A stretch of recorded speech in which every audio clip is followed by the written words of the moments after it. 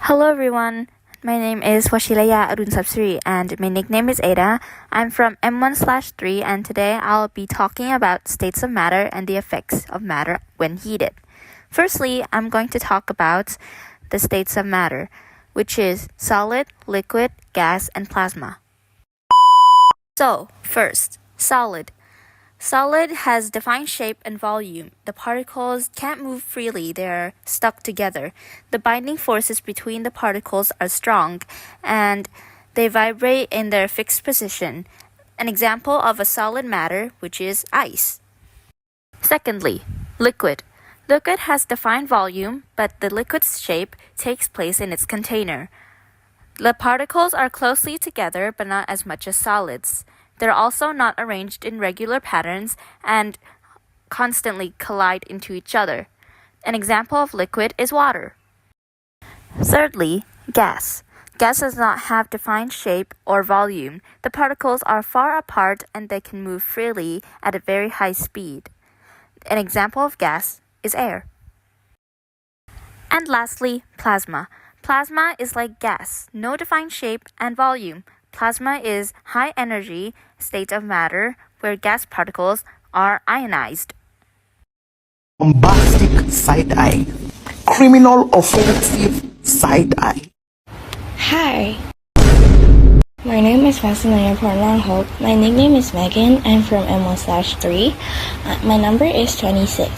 And today, me and Ada will be talking about states of matters and effect of heat on matter. Now, we're going to talk about the effects of heat in matters. There are two ways. First is expansion. 領域展開 Expansion is the act of expanding or the state of being expanded. Second is contraction. Contraction is the process or result of becoming less or smaller. So, now let's see how each state of matter will react when the heat is lost or gained in three different states. We got this and it's based on website, whether on Google, Wikipedia, or anything you can find online. Starting with solid. Solid vibrate at all temperature, but when it is heated, the molecules will start moving and then we call it melting. When the solid contracts, it vibrates less and it becomes closer together. Next, we have liquid. When liquid is heated, the molecules are moving further than it was before.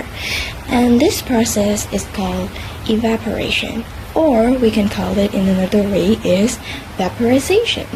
But when the liquid becomes cooler, the molecules are packed together, then we call this process freezing.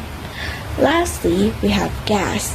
When gas is heated, the molecules move more freely, but when the gas contracts, gas vibrates less and it will start to get closer. Then we call it condensation.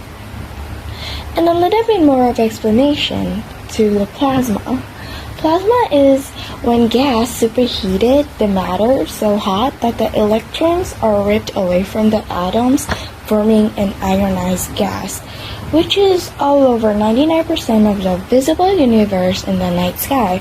Plasma can be seen in glow forms of stars, nebulas, and even auroras that some ripple above the north and south poles. Well, we have come to the end of this explanation. Thank you very much for listening.